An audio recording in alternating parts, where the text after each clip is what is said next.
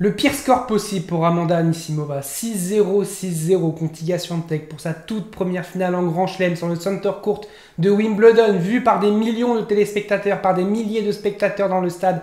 Un craquage complet qu'on va tenter de décrypter. Oui, je vais quand même faire une vidéo sur ce match parce que c'est important de débriefer quand un match est excellent, mais aussi quand il y a une rouste. C'est très important d'en parler. On en parle tout de suite. Salut à tous. J'espère que vous allez bien, j'espère que vous allez mieux qu'Amanda Anisimova actuellement, qui doit vivre un cauchemar complet, monumental. Je n'imagine même pas dans quel état elle doit être. C'est une horreur pour elle ce qui s'est passé. On va tenter de comprendre tout ce qui s'est passé. Il faut aussi évidemment rendre hommage à Iga Swiatek qui remporte en 6 finales de Grand Chelem son 6e titre. Donc ouais, on va tenter de comprendre, de débriefer le match. Évidemment, il n'y a pas beaucoup de points importants, il y en a quand même quelques-uns. Mais bon, il y a eu 6-0, 6-0, c'est une raclée, c'est un mot historique. J'ai jamais vu de 6-0, 6-0 moi dans ma vie depuis que... Enfin, dans le finale de Grand Chelem depuis que je suis né. Et on va commencer avec, en plus, une Anisimova qui a commencé le match très tendu. Bon, ça ne s'est pas détendu du tout pendant le match. Mais une Anisimova qui a démarré le match avec une tension folle, on l'a vu. En plus, une Swiatek qui, je trouve, retournait très très long. Elle a très très bien retourné. Elle retournait, on va dire, dans au-delà de cette ligne-là. Donc, elle retournait quand même assez long. Une zone très longue et qui, en plus, peut avoir cette zone-là un petit peu... où le gazon est complètement mort et ça peut faire des faux rebonds.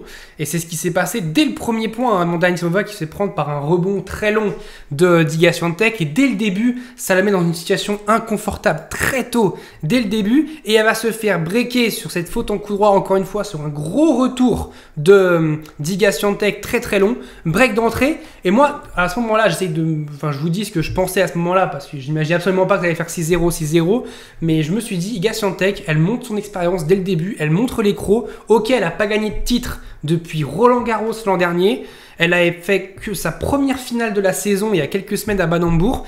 Elle sait que sur gazon, c'est là où elle est un peu la moins forte. Mais dès le début du match, elle veut imposer son rythme, elle veut mettre la pression à Anisimova. Et c'est un peu, je trouve, une mentalité à la Rafael Nadal qu'il avait à Roland Garros, cette capacité à breaker d'entrée quand il jouait quelqu'un en finale, breaker d'entrée dès le début du match pour imposer direct un tempo. Et Swiatek, je trouve qu'elle fait ça aussi, elle a fait ça à Roland Garros quand elle gagnait ses Roland Garros. Et là, dès le début du match, mettre un break direct à Anisimova et en plus faire des gros retours, c'est quand même déjà pour lui mettre un moyen de pression. En plus, Anisimova qui a fait 4 fautes directes aussi, donc évidemment que ça joue. Une Iga Swiatek qui va remporter en plus son jeu elle tranquillement. On va avoir Anisimova qui a amené 45. C'est une image importante, 9 minutes de jeu. Ce sont les deux premières et les 2 dernières balles de jeu d'Anisimova sur le match. Les 2 premières et les 2 dernières balles de jeu. Anisimova, à partir du 3e jeu du match, n'a plus eu une seule balle de jeu. C'est terrible à dire. C'est terrible à dire. Là, c'est sur un revers gagnant d'Iga Swiatek qu'elle se fait attraper. Et puis là, elle n'avance pas sur ce coup droit. Elle y va sans conviction. Et c'est ce qui s'est passé beaucoup de fois sur beaucoup de fautes parce qu'elle a fait énormément de fautes. Et la balle va aller dans le filet. Alors que c'est un point qui peut être déjà très important. Si elle prend ce jeu, déjà elle ne prend pas 6-0, 6-0. Et peut-être que ça la lance dans le match. Parce qu'elle n'a pas eu ce jeu, en fait. Ce jeu remporté qui lui permettait de rentrer dans le match.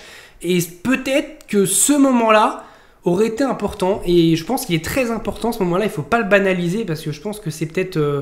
le tournant, parce que là on passe d'un moment où Anisimova a 2 balles pour revenir à 2-1, même si elle est breakée, même si elle est tendue, elle reste à un break de retard, et avec un break, on le sait, tout peut se passer, et elle se retrouve dans une situation comme ça, à une situation où elle va faire derrière faute directe en coup droit, mais regardez où elle est placée, elle est très très très très loin, elle tente un coup droit court croisé dans cette zone-là, la balle va être faute, mais elle tente un coup droit court croisé dans cette zone-là, c'est très compliqué, elle est très très loin, et comme j'ai dit, elle a fait beaucoup de fautes au début, donc elle n'est pas en confiance.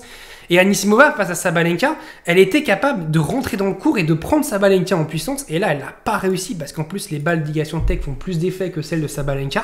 On le sait, donc je pense qu'elle s'est fait aussi surprendre par les effets mis par le lift mis par Iga Swiatek. Et on sait que le gazon qui s'abîme, en plus, il faisait chaud. Donc la balle, elle rebondit plus haute. Même si voilà, c'est sur gazon, donc ça rebondit quand même un petit peu moins haut. La balle rebondit plus haute que sur gazon quand il fait un peu moins chaud. Là, il faisait très chaud. C'est le gazon qui est abîmé. Donc c'est les conditions parfaites pour Iga Swiatek. Et je pense qu'elle s'est fait surprendre par ça, Anisimova. Elle a complètement craqué. Et là, voilà, break d'Iga Swiatek.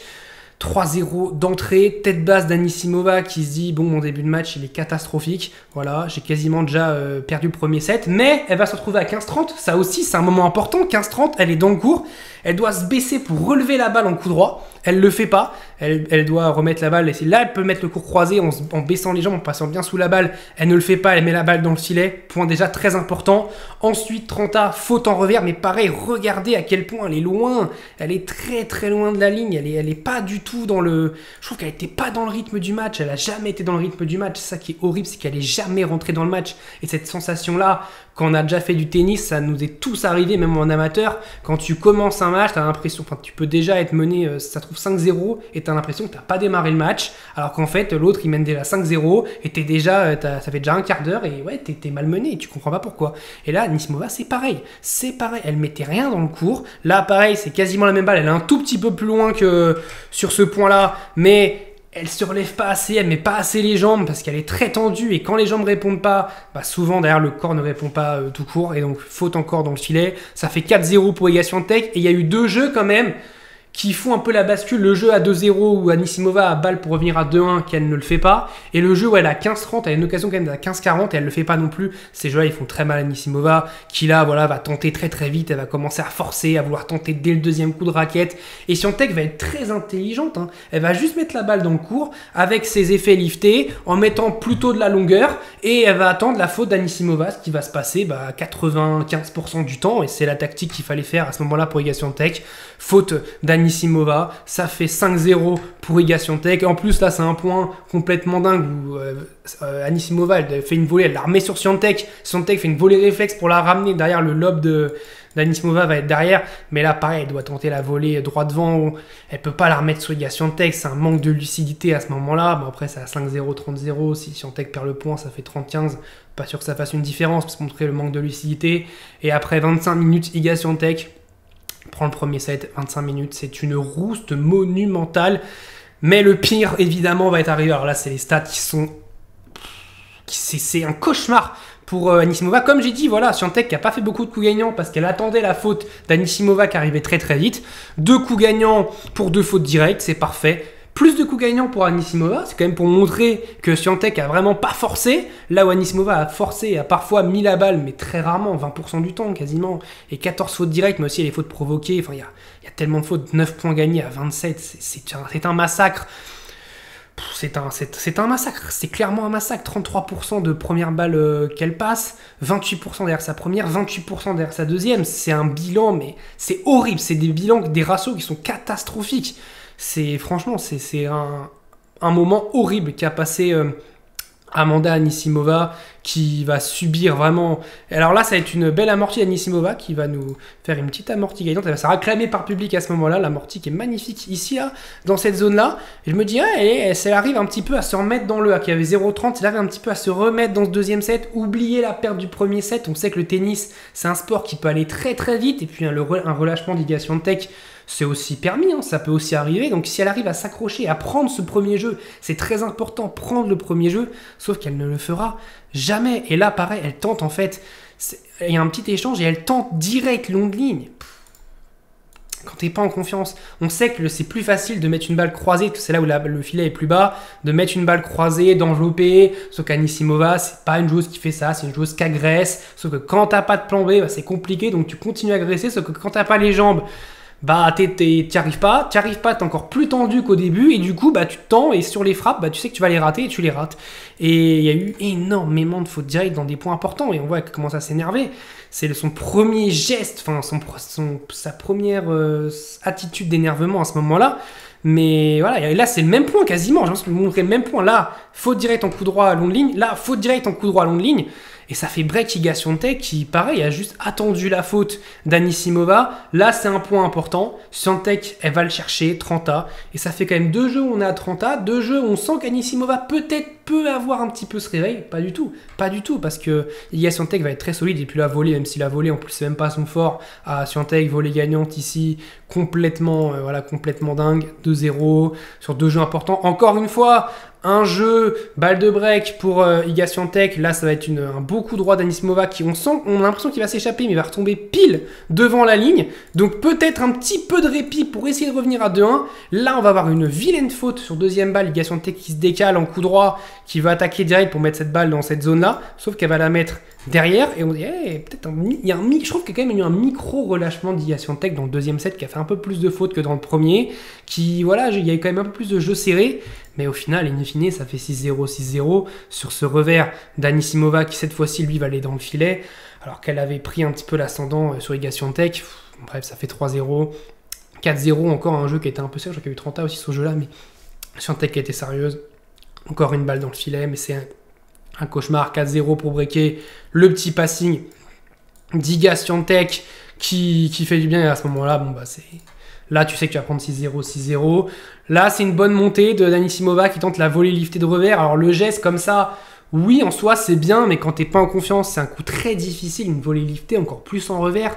Elle est pas loin, elle rebondit vraiment juste derrière. Mais le problème, c'est que quand t'es pas en confiance, c'est un coup très difficile à tenter. Mais si elle avait tenté une volée classique, elle aurait peut-être raté aussi, vu comment elle était dans une situation catastrophique. C'est pour montrer qu'absolument rien ne rentrait. Swiatek, tactiquement, l'a complètement maîtrisé. Dès le début du match, elle a imposé direct le rythme en la breakant d'entrée. Ça a complètement mis à mal Anisimova. Puis cette balle de match avec ce coup gagnant d'Iga Swiatek qui termine et qui... Ouais, franchement, Iga Swiatek qui, voilà, s'est écroulée après sur le gazon londonien. Elle mérite sa victoire, évidemment. Elle mérite son 6e titre en Grand Chelem. C'est pour son Grand Chelem en carrière, il ne manque plus que l'Open d'Australie. Ça fait 4 Roland-Garros, un US Open et un Wimbledon. On l'attendait pas spécialement à Wimbledon parce qu'elle est quand même un peu chutée au classement. Elle était descendue à la 8e place mondiale. On la sentait un peu moins bien cette année, cette défaite à Roland-Garros contre Sabalenka au 3e tour. Et puis elle a fait un petit peu... elle était un peu discrète sous Wimbledon, on n'a pas trop parlé, personne n'en a beaucoup parlé. Et elle passait ses tours, elle a juste perdu un tour au 2e tour contre McNally, un set pardon. Mais après elle a tout gagné en 2-7. Face à Collins, qui est une joueuse qui l'a souvent dérangée, elle lui met quand même 6-3, 6-2. Elle a été très sérieuse, elle a été très solide. Et ouais, franchement là... Iga Swiatek mérité, et puis elle rentre dans l'histoire évidemment en infligeant un 6-0, 6-0 en finale de Grand Chelem. Évidemment que ça restera dans l'histoire du tennis, sera ancré dans l'histoire du tennis. Et Anisimova qui évidemment elle est complètement déçue, il faut mettre ça aussi en perspective, on ne peut que être déçu d'Anisimova, c'est terrible.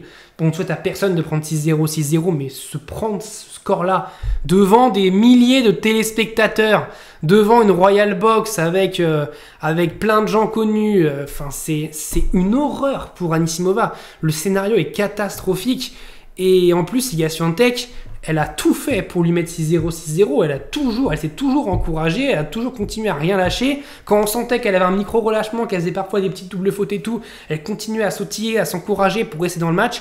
Et c'est tout à son honneur. Et pour Anisimova, c'est terrible le fait de ne pas avoir de plan B en fait. Quand tu mets la balle dedans, oui, ok, ça va passer, ça va être bien, mais quand tu ne mets pas la balle dedans, ou que tu as une joueuse qui fait que tu ne mets pas la balle dedans, parce qu'il faut aussi, je pense qu'aussi la qualité des balles d'Iga Swiatek a fait qu'Anisimova n'a pas mis les balles dedans, et bah au final tout se mouline. Tu as une joueuse qui fait sa première finale en Grand Chelem, en face, tu en as une qui fait sa 6e, qui a jamais perdu en Grand Chelem en finale, donc forcément ça joue dans la tête. Et puis le break d'entrée, comme j'ai dit, qui fait que forcément ça impose direct un rapport de force. Tu es déjà dans les cordes, tu fais déjà la course derrière, c'est déjà très compliqué de revenir.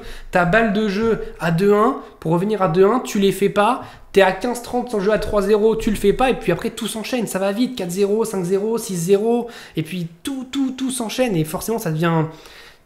ça devient un cercle vicieux, tu n'y arrives pas, du coup tu te tends, du coup tu arrives encore moins, du coup tu te tends encore plus. C'est un scénario catastrophique pour Amanda Anisimova et Swiatek qui va fêter forcément avec son box parce que pas de titre depuis plus d'1 an, c'est quand même une anomalie pour elle qui est capable d'être un rouleau compresseur, capable d'être une machine à gagner des matchs, à gagner des tournois. Et oui, c'est ça parfois, c'est compliqué aussi pour des joueuses comme Iga Swiatek qui a eu un petit creux. Enfin, quand je dis un petit creux, elle est quand même encore dans le top 10. Là, elle va remonter 3e mondial, donc voilà, elle a eu un tout petit creux. Elle faisait quand même des demi-finales à Roland-Garros, à l'Open Roland-Garros, à l'Open d'Australie, demi-finale.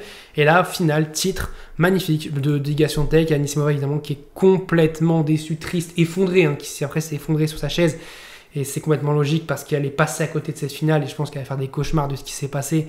Peut-être avoir cette impression aussi de ne pas avoir joué en fait, que le match soit terminé, qu'elle ait perdu, mais qu'elle n'ait pas joué, qu'elle qu'elle n'était pas présente physiquement sur le court. Et je pense que mentalement, c'est horrible pour s'en remettre. Parce que oui, en fait, c'est un peu le débat qu'il y a souvent, c'est est-ce que vous préférez perdre en balle de match? En fait, c'est est-ce que vous préférez perdre comme Sinner contre Alcaraz à Roland-Garros, ou est-ce que vous préférez perdre comme Anisimova contre Swiatek à Wimbledon? En fait, c'est un peu ça la question. Est-ce que vous préférez perdre en ayant balle de match et en perdant dans un scénario complètement dingue contre Alcaraz, ou est-ce que vous préférez prendre 6-0, 6-0, une rouste monumentale? Je pense que moi je veux aucun des deux. Franchement, c'est horrible.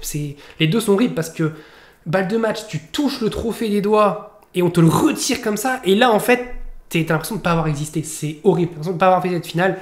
Et ouais, c'est catastrophique. En tout cas, j'espère que demain on aura une meilleure finale parce que pour le moment, ce Wimbledon, il est quand même. On a eu des belles surprises au début, mais depuis là. On commence un peu à dormir. Je sais pas ce que vous en pensez, mais ça commence un peu à devenir chiantos. Donc voilà, n'hésitez pas à vous abonner, à liker, à commenter, à vous dire voilà si vous avez de la peine pour Anisimova, si vous êtes content pour Iga Swiatek. Moi, j'étais plus pour Swiatek évidemment cette finale. Je l'avais dit en plus que je la voyais gagner, mais pas à ce point-là évidemment. Et j'ai quand même un peu de peine pour Anisimova. Voilà, se prendre 6-0, 6-0 en finale, c'est un scénario catastrophique. N'hésitez pas, on se retrouve très très vite dès demain d'ailleurs pour débriefer, j'espère, une meilleure finale entre Carlos Alcaraz et Jannik Sinner. En tout cas, il y aura plus de jeux, c'est sûr, sur la finale de demain, même si ça fait 6-0, 6-0, 6-0. Je vous dis salut à tous, portez-vous bien.